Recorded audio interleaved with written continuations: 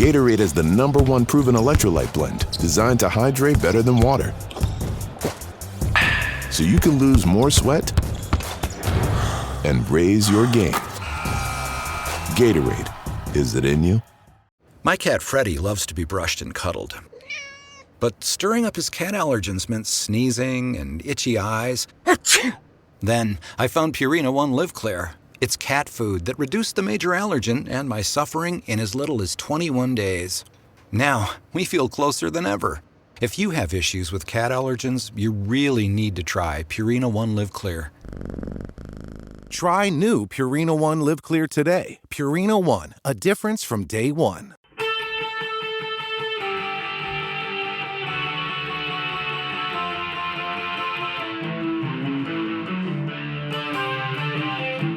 This is the Daily Blast from the New Republic, produced and presented by the DSR Network. I'm your host, Greg Sargent.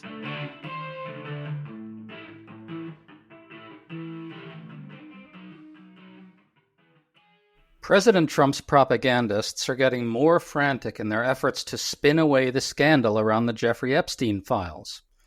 White House Press Secretary Caroline Leavitt, unsurprisingly, offered the most creative spin of all, basically throwing the FBI under the bus. But House Speaker Mike Johnson followed a close second, casting Trump's position on the files as the height of transparency. All this comes as Trump's approval ratings have just hit a new low, and those things are related. The Epstein scandal, though it might appear disconnected from people's everyday lives, is perfectly suited to damaging Trump in all kinds of hidden ways. We're talking about all this today with data analyst G. Elliott Morris, author of the Strength in Numbers Substack, who has a good new piece probing how the Epstein fiasco is weakening Trump. Elliott, good to see you. Hey, thanks for having me back.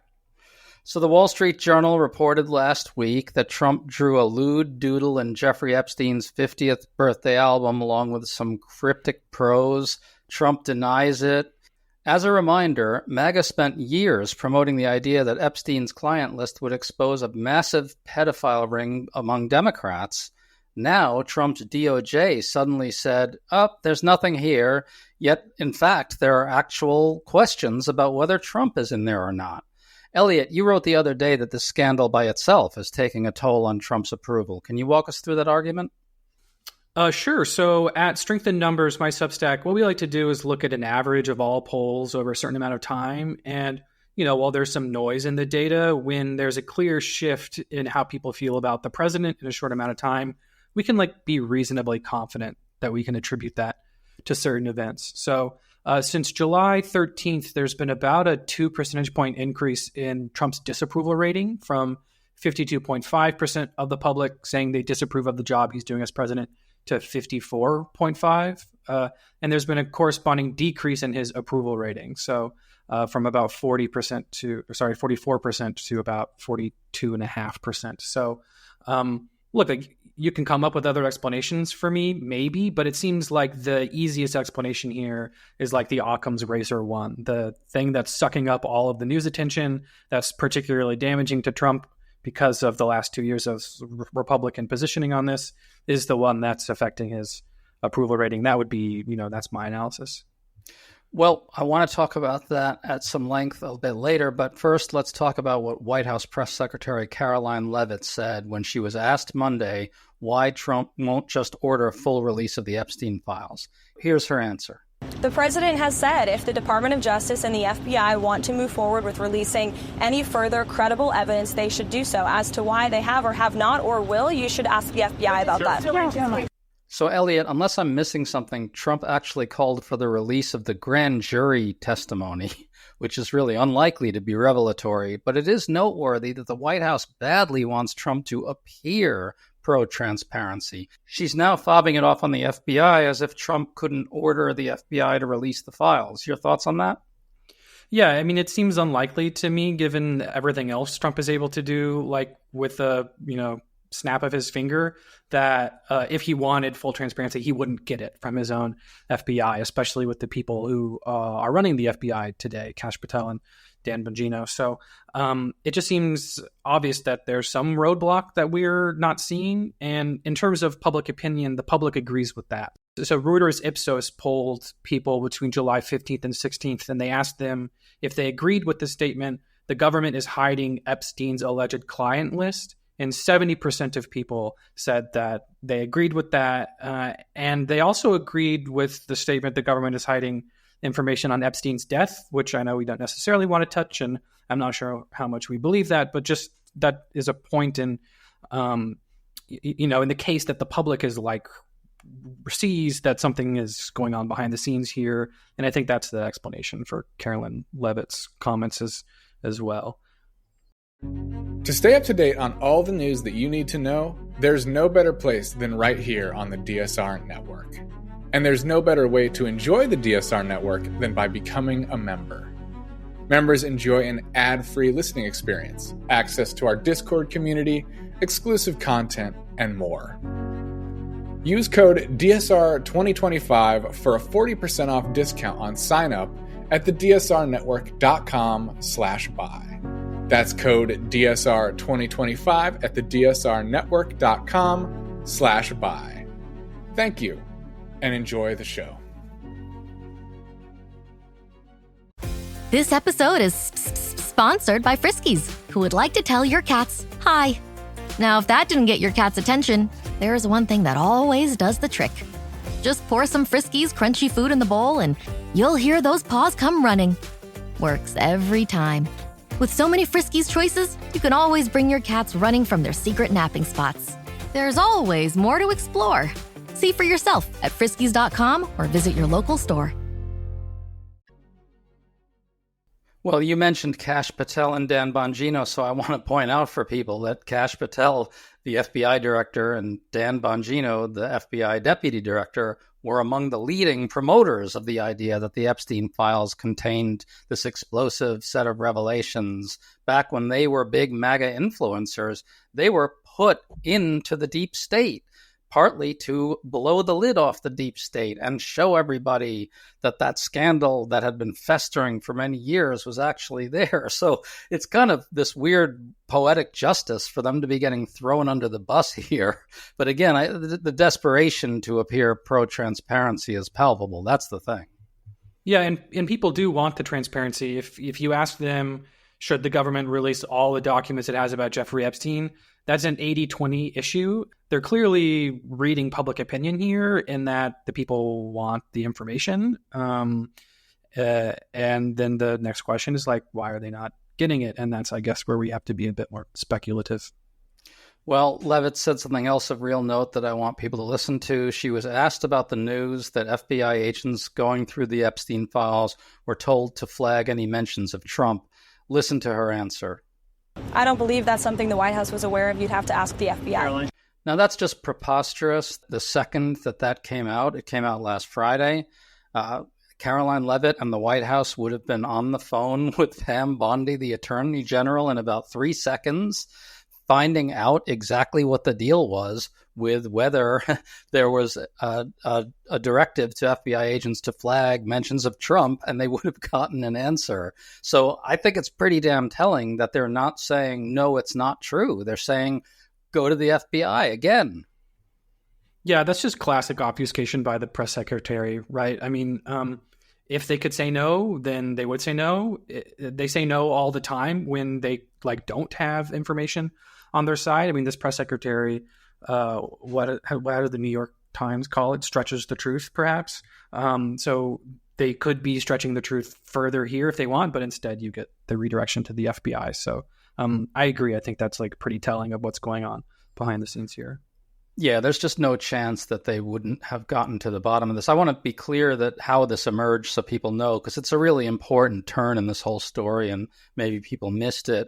Senator Dick Durbin sent a letter to Attorney General Pam Bondi on Friday saying that his office had received information that FBI agents going through the Epstein files were tasked with flagging mentions of Trump.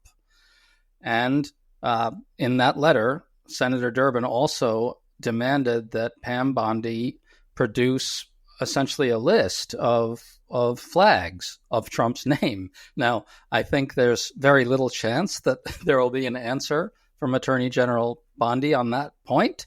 But what Dick Durbin there did was something really quite extraordinary. I don't know what the basis for his information was, but this was a very serious congressional letter. It was not just some tossed off thing on a podcast or something like this one. It was an official letter to the Attorney General from the ranking Democrat on the Senate Judiciary Committee saying, we have gotten confidential information to this effect. It's pretty explosive stuff. The reason I bring this up, Elliot, is that this is the sort of event, this letter, that can continue the media maelstrom, which in turn gets the public more and more focused on this. What are you seeing in the polling there? Are you seeing a marked uptick in actual interest by the public? Because I'm expecting if Democrats can stoke this more this way and more questions get, aired out in the media, the public gets more and more focused on it. Yeah, so we asked about this in our July Strength in Numbers and Verisight poll, which has just come out this morning. We asked people to recall what they've seen in the news over the last month.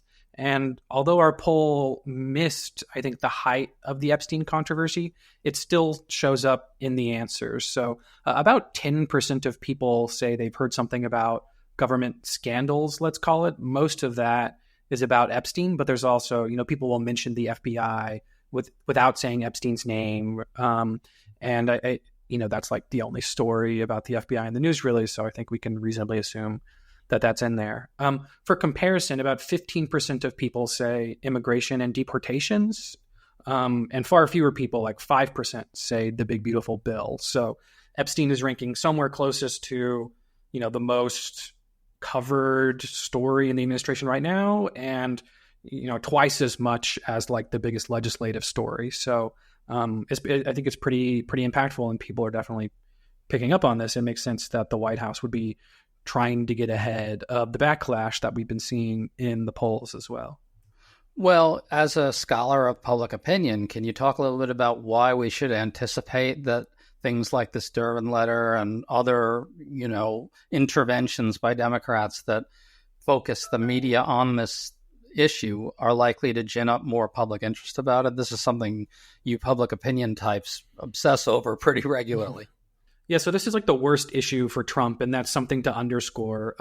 In an average of polls that I calculated last Friday, so a couple days old now, 17% of people said they approve of the way Trump's handling the Jeffrey Epstein files, in quotes, and 59% of people disapprove. That's a minus 42 net rating. Again, for comparison, inflation, which is bad for any president, particularly bad over the last 2 years, that's minus 20. So people feel about twice as bad as they feel about inflation, something that sank the last presidency, toward Trump's handling of the Epstein files. So, and to answer your point, it's still kind of early in the news cycle for this, right? And the White House shows no sign of slowing it down. So if they don't, make concrete steps toward giving the public what they want, which is, as they say, full transparency, but aren't giving them, then we can just, we can imagine that minus 42 rating is just going to keep wearing on the White House as the news cycle wears on. And I think a coordinated message has gone out among top Republicans. We had House Speaker Mike Johnson also comment on whether there will be a House vote compelling release of the Epstein files. Listen to this.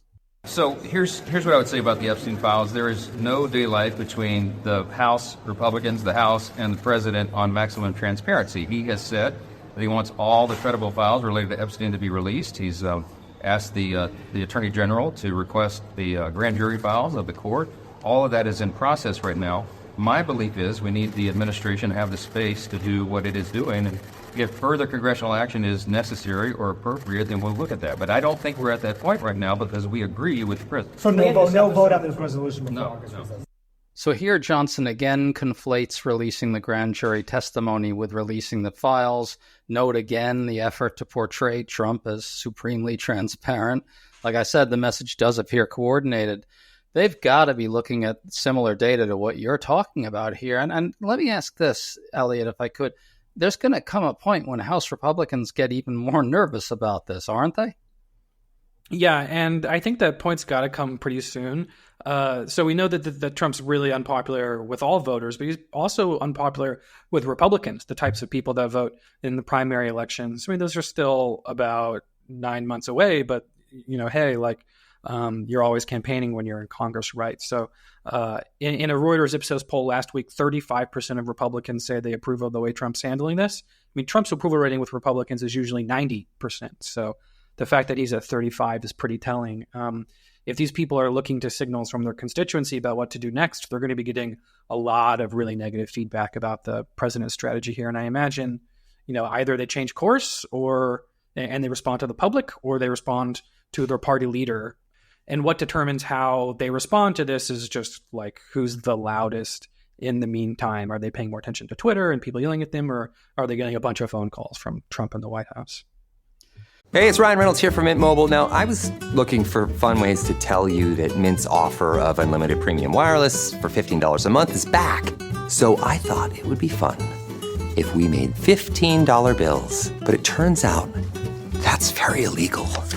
So there goes my big idea for the commercial. Give it a try at mintmobile.com/switch. Upfront payment of $45 for 3-month plan, equivalent to $15 per month required. New customer offer for first 3 months only. Speed slow after 35 gigabytes if network's busy. Taxes and fees extra. See mintmobile.com.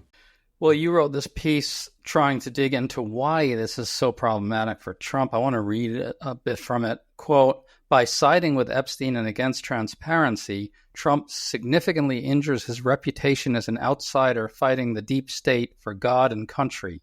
Much of the conspiratorial wing of the Republican Party has been arguing that Epstein was in bed with major Democratic donors and other political elites. By refusing to side against them, Trump implicitly sides with them, close quote. He's the kind of traitor to his class, in a way, if to appropriate the FDR idea. He's the guy who's going to go in and avenge the people by showing them how elites, rig the system in their favor, how corrupt their globalist schemes are, and so forth. So I think you're really getting at something essential there. This cuts against his mystique, his political mystique, at a very deep level. And it's not just his mystique, as you call it. It's like his entire value add in the Republican Party. In the 2016 primary, this is why Trump beats Cruz and Rubio. In 2024, this is why Trump outperforms with the young men who would otherwise be liberals, right? It's because they feel like the system is corrupt, especially at a time of high inflation. They feel like it's not giving them what they need. And when there's lots of these narratives about the elites being in bed with some pedophilic ring and covering it up, and Trump says, I can fix it. I alone can uncover the story for you. When he doesn't do that, when he looks to be actually continuing to cover stuff up, then he loses a lot of the credibility. And this isn't, there's lots of stories like that over Trump's term, but it does seem like this one is unique. There's a lot of staying power, like in most of Trump's term, there's lots of news events and you kind of move on every 2 or 3 days. This has been the lead story for 2 weeks at this point. And because he really got behind it in the 2024 campaign, and so much of the party was behind the transparency, for him to turn around completely the opposite direction, I think is hurting him in a unique way that we haven't seen before. Right. He's basically in on the elite cover-up. That's not an exaggeration. That's essentially what's exactly happening. Yeah, he has chosen his side very publicly in a way that he will most likely be attacked for by his party in the future, I imagine. And it's interesting how hard they're working. Johnson and Levitt are working to obscure that that's his actual position. That's really what's at issue here with the throwing of the FBI under the bus. It's basically, hey, we'd love to have the files out there. Go talk to Cash. Yeah, I mean, this does raise the question, which is like, who's going to out Trump on the Epstein files? And we can kind of worry about what that figure looks like over the next 4 years. But yeah, I mean, that's like, he has chosen the side that he was previously not associated with very publicly. Marjorie Taylor Greene is saying he needs to be more transparent. Even Marjorie Taylor Greene's not on Trump's side here. So we can imagine that that's going to have some costs. As we get more data, we'll probably see those costs bake in.